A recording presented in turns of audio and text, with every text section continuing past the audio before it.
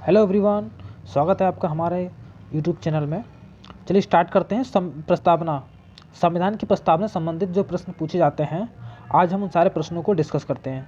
अभी तक जितने परीक्षाएं, चाहे यूपी पीसीएस का हो, चाहे जेल वार्डन हो, यूपी पुलिस हो, यूपी एसआई हो, जिन परीक्षाओं में सारे प्रश्न पूछे जा चुके हैं, हम उन्हीं प्रश्नों को लेकर आए हैं। पहला प्रश्न है, प्रस्तावना में संविधान का क्या निहित है? तो फटाफट से आंसर करेंगे। इसका ऑप्शन ए कह रहा है मूल दर्शन, संविधान का गठन, साम्यवादी स्वरूप या नास्तिक राज्य। फटाफट से आंसर करेंगे इसका। तो देखिए, भारतीय संविधान में क्या है? संविधान का प्रस्तावना है, भारतीय संविधान का मूल दर्शन हमें प्रस्तावना में निहित है। ठीक है, अगले क्वेश्चन की ओर बढ़ते हैं। अगला क्वेश्चन कहता है, निम्न में से किसने प्रस्तावना को संविधान का परिचय पत्र की संज्ञा दी? ऑप्शन ए कह रहा है जवाहरलाल नेहरू, ऑप्शन बी कह रहा है B R Ambedkar, option C कह रहा है B N Rao, option D कह रहा है एन ए पालकीवाला ने। फटाफट से आंसर करेंगे, उसका राइट आंसर हो जाएगा एन ए पालकीवाला। ठीक है, अगला क्वेश्चन देखते हैं। अगला क्वेश्चन कह रहा है 42वें संविधान संशोधन द्वारा प्रस्तावना में निम्नलिखित में से किन शब्दों को जोड़ा गया? समाजवादी, गणतंत्रात्मक, धर्मनिरपेक्ष, समाजवादी, पंथनिरपेक्ष, अखंडता, समाजवादी, संप्रभुता, संपन्न, गणराज्य या समाजवादी, गणराज्य, अखंडता। फटाफट से इसका आंसर करेंगे। 42वें संविधान संशोधन 1976 द्वारा संविधान में किन शब्दों को जोड़ा गया? समाजवादी, पंथनिरपेक्ष और अखंडता। Option B is the right answer. अगला क्वेश्चन देखते हैं। अगला क्वेश्चन कह रहा है, प्रस्तावना से संबंधित निम्नलिखित कथनों पर विचार कीजिए। प्रस्तावना की उत्पत्ति जवाहरलाल नेहरू द्वारा 13 दिसंबर 1946 को प्रस्तुत उद्देश्य प्रस्ताव से हुई। बिल्कुल सही बात है, प्रस्तावना को उद्देश्य का नहीं कहा जाता है, ये गलत बात है। तो पूछना कि हमें क्या बताना है, उपरोक्त में से कौन सा कथन सत्य है? तो फटाफट से इसका आंसर करेंगे। क्या हो जाएगा? इसका हो जाएगा ए, क्योंकि पहला वाला जो स्टेटमेंट है वो सही है, दूसरा स्टेटमेंट गलत है, क्योंकि प्रस्तावना को ही उद्देश्य का कहा जाता है और दूसरा स्टेटमेंट कह रहा है कि प्रस्तावना को उद्देश्य का नहीं कहा जाता। हमें वो बताना है जो कथन सत्य है। ठीक है, अगला क्वेश्चन देखते हैं। अगला क्वेश्चन कह रहा है, संपूर्ण प्रभुत्व संपन्न शब्द का सही अर्थ निम्न में से क्या है? ठीक है, ये प्रस्तावना अगर आपको याद हो, जो प्रस्तावना, भाई सभी लोगों को प्रस्तावना को तो याद होना चाहिए, क्योंकि सुबह उठकर अगर हम सबसे पहले बोलें तो डेली उठकर सुबह सबसे पहले प्रस्तावना के ही एक बार भजन कर लिया जाए। तो प्रस्तावना, अगर देखिए ज़्यादा बड़ी प्रस्तावना नहीं है, उसको याद करने में बहुत टाइम नहीं लगता है, प्रस्तावना आराम से याद कर सकते हैं। प्रस्तावना में क्या है, चलिए हम एक बार आपको प्रस्तावना सुना देते हैं।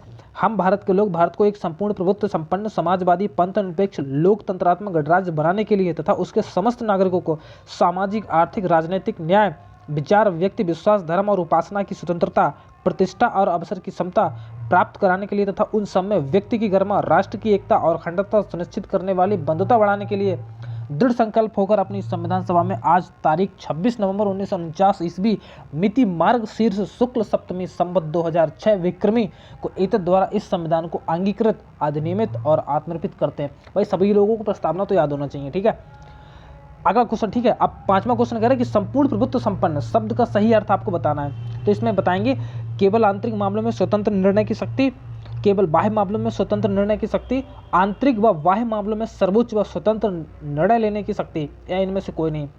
तो इसका 5 का राइट आंसर जो संपूर्ण प्रभुत्व संपन्न का अर्थ है कि आंतरिक व बाह्य मामलों में सर्वोच्च व स्वतंत्र निर्णय, यानी भारत के जो आंतरिक मामला है उसमें भारत जो है वो मतलब क्या है, इंडिपेंडेंट है, कि उसमें दूसरे का हस्तक्षेप नहीं होगा, अपना निर्णय भारत स्वयं लेगा।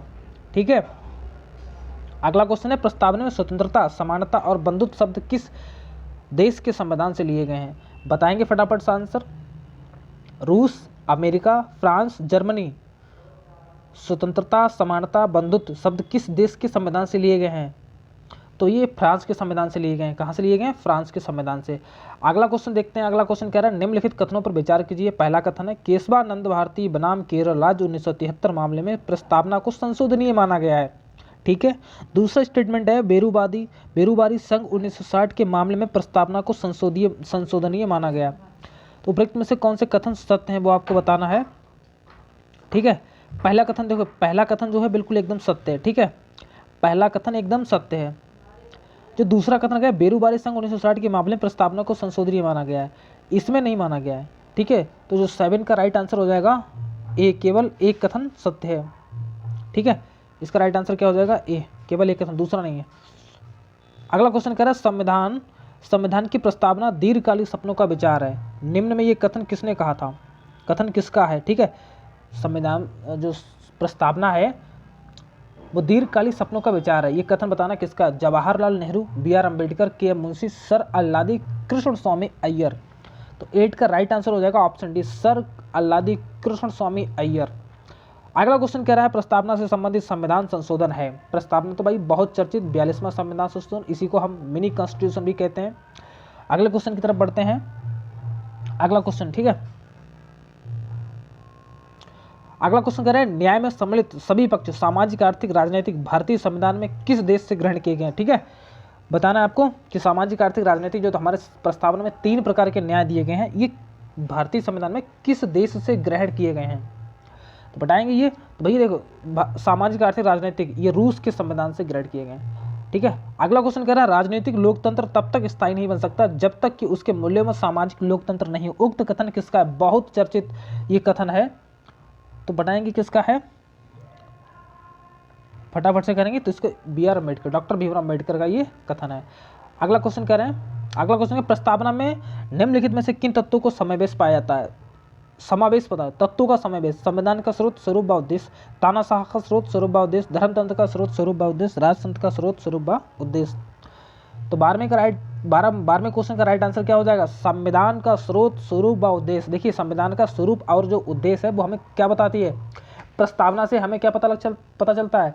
संविधान का स्वरूप क्या है, संविधान का स्रोत क्या है? संविधान का स्रोत है हम भारत के लोग अर्थात जनता, और संविधान का स्वरूप क्या है? संपूर्ण प्रभुत्व संपन्न समाजवादी पंथ निरपेक्ष लोकतंत्रात्मक गणराज्य बनाने के लिए उनके समस्त नागरिकों को क्या करना के लिए? उद्देश्य क्या है? न्याय। कौन सा न्याय? सामाजिक, आर्थिक और राजनीतिक न्याय। स्वतंत्रता कौन सी? विचार, अभिव्यक्ति, विश्वास, धर्म व उपासना की। प्रतिष्ठा और अवसर की समता प्राप्त करने के लिए, व्यक्ति की गरिमा प्राप्त कराने के लिए, राष्ट्र की एकता और अखंडता, बंधुता। तो ये क्या है? संविधान का उद्देश्य। तो इस हिसाब से इसका राइट आंसर क्या हो जाएगा? Option A. अगला क्वेश्चन कह रहा है भारत में निम्नलिखित में से समाजवाद के किस स्वरूप को अपनाया गया है? फेबियन समाजवाद, साम्यवाद समाजवाद, लोकतांत्रिक समाजवाद, सर्वहारा वर्ग समाजवाद। तो आप समझ चुके होंगे कि 13वें का राइट आंसर क्या है? लोकतांत्रिक समाजवाद। ठीक है, भारत में लोकतंत्र का कौन सा स्वरूप प्रचलित है? अप्रत्यक्ष लोकतंत्र प्रचलित है। ठीक है, उद्देश्य प्रस्ताव संविधान सभा में कब प्रस्तुत किया गया? कई बार क्वेश्चन रिपीट हो चुका है, इसका राइट आंसर बताएंगे फटाफट। इसका हो जाएगा 13 दिसंबर 1946। किसने किया?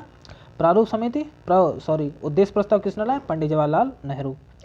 भारतीय गणतंत्र की 26 जनवरी 1950 को आगे क्या है? सही संवैधानिक वस्तु स्थिति क्या थी जब संविधान लागू किया गया था? आपको बताना है कि जब संविधान लागू हुआ था तो उस समय प्रस्तावना में कौन सी लाइन थी? लोकतंत्रात्मक गणराज्य, संपूर्ण प्रभुत्व धर्मनिरपेक्ष लोकतंत्रात्मक गणराज्य, संपूर्ण प्रभुत्व संपन्न लोकतांत्रिक गणराज्य, संपूर्ण प्रभुत्व संपन्न समाजवादी धर्मनिरपेक्ष। तो क्या हो जाएगा राइट आंसर? 10 का बी। ठीक है, क्या हो जाएगा? बी वाला। इसका राइट आंसर क्या हो जाएगा? बी, संपूर्ण प्रभुत्व संपन्न धर्मनिरपेक्ष लोकतंत्रात्मक गणराज्य। ठीक है, 10 का राइट आंसर क्या हो जाएगा? बी वाला ऑप्शन। सॉरी, क्वेश्चन नंबर 16 है। हाँ 16 का, सॉरी रॉन्ग हो गया इसका, क्योंकि धर्मनिरपेक्ष तो 42वें संविधान संशोधन 1976 से जोड़ा गया, तो गलत हो गया। इसका सी वाला ऑप्शन, संपूर्ण प्रभुत्व संपन्न लोकतांत्रिक। ठीक है, धर्मनिरपेक्ष शब्द बाद में जोड़ा गया। ठीक है, सॉरी मिस्टेक हो गई। अगला क्वेश्चन, निम्नलिखित शब्दों में कौन सा शब्द सन 1975 में भारतीय संविधान की प्रस्तावना में सम्मिलित नहीं था? वो आपको बताना है। तो कौन सा नहीं था? बंधुत्व था, संप्रभु था, समानता था, लेकिन अखंडता नहीं था। 42वें संविधान संशोधन 1976 द्वारा जोड़ा गया। निम्नलिखित में से कौन भारत के धर्मनिरपेक्ष राज्य का वर्णित करता है? आपको बताना, धर्मनिरपेक्ष राज्य वर्णित करता है। मूल अधिकार, संविधान की प्रस्तावना, 9वीं अनुसूची, राज्य के नीति निर्देशक तत्व। फटाफट से आंसर करेंगे। संविधान की प्रस्तावना कहती है कि भारत क्या है? हम भारत के लोग भारत को संपूर्ण प्रभुत्व संपन्न पंथ निरपेक्ष और धर्मनिरपेक्ष बातें की है। ठीक है, अगला क्वेश्चन देखते हैं। भारत में लौकिक सार्वभौमिकता है क्योंकि संविधान की प्रस्तावना आरंभ होती है, कहाँ से आरंभ होती है? बताएंगे फटाफट, हम भारत के लोग। ओके, अगला क्वेश्चन कह रहा है सभी व्यक्ति पूर्णतः समान रूप से मानव है, ये सिद्धांत जाना जाता है। बताएंगे फटाफट आंसर इसका, सार्वभौमिकता के सिद्धांत से। ठीक है, निम्नलिखित में कौन भारतीय संविधान की प्रस्तावना में उल्लिखित नहीं है? सामाजिक न्याय, आर्थिक न्याय, राजनीतिक न्याय, धार्मिक न्याय। देखिए, संविधान में सामाजिक, आर्थिक, राजनीतिक तीनों न्याय की बात हुई, धार्मिक न्याय की संविधान की प्रस्तावना में बात नहीं हुई है। अगला क्वेश्चन कह रहा है कि भारतीय संविधान का कौन सा भाग संविधान की आत्मा कहलाता है? भारतीय आत्मा कहलाता है। तो भैया उद्देश्य का भारतीय संविधान का आत्मा कहलाता है। अगर पूछा जाए कि BR अम्बेडकर के शब्दों में संविधान की आत्मा, तो अनुच्छेद 32 कहलाता है। ठीक है, इसका राइट आंसर क्या हो जाएगा? Option C. बढ़ते हैं अगले क्वेश्चन की तरफ। अगला क्वेश्चन कह रहा है अगला क्वेश्चन कह रहा है निम्नलिखित विवादों में से किसमें सर्वोच्च न्यायालय ने प्रस्तावना को भारतीय संविधान की मौलिक संरचना का भाग स्वीकार किया? बहुत चर्चित है, बहुत चर्चित है। फटाफट से इसका आंसर करेंगे। केशवानंद भारती बनाम, ठीक है, 1973।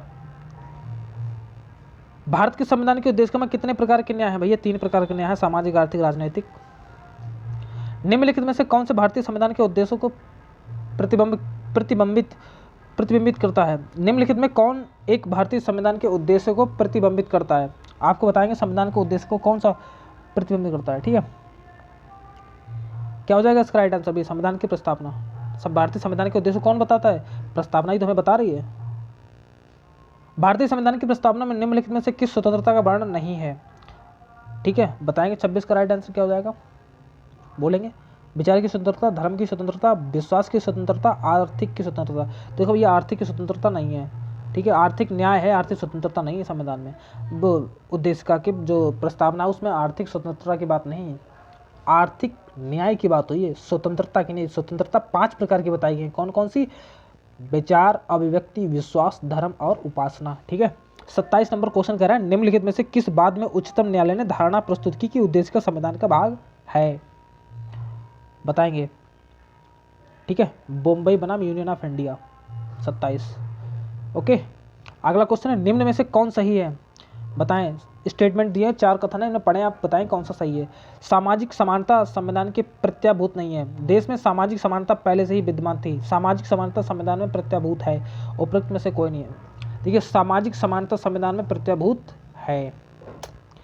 निम्नलिखित में किस बात में उच्चतम न्यायालय ने धारणा की? तो बॉम्बे बनाम रिपीटेड क्वेश्चन, ए भी रिपीट हो गया, इसका भी सी हो जाएगा। बढ़ते हैं अगले क्वेश्चन की तरफ। 29 नंबर क्वेश्चन क्या कहता है? निम्नलिखित में से भारत के संदर्भ में धर्मनिरपेक्ष शब्द का सही भाव क्या है? बताएंगे भैया धर्मनिरपेक्ष का सही भाव क्या है। तो भारत में, भारत राज्य का कोई भी धर्म नहीं होगा, ठीक है। भारत के लिए सभी धर्म कैसे हैं? एक समान, क्योंकि इस प्रस्तावना में लिखा है पंथ निरपेक्ष यानी धर्मनिरपेक्ष। भारतीय संविधान की प्रस्तावना को हमारे संप्रभु प्रजातांत्रिक गणराज्य के जन्म कुंडली किसने कहा? तो के मुंशी जी ने कहा, ठीक है। ये वो 30 क्वेश्चन है प्रस्तावना संबंधित जो ज़्यादातर पूछे जाते हैं और पूछे गए हैं, ठीक है।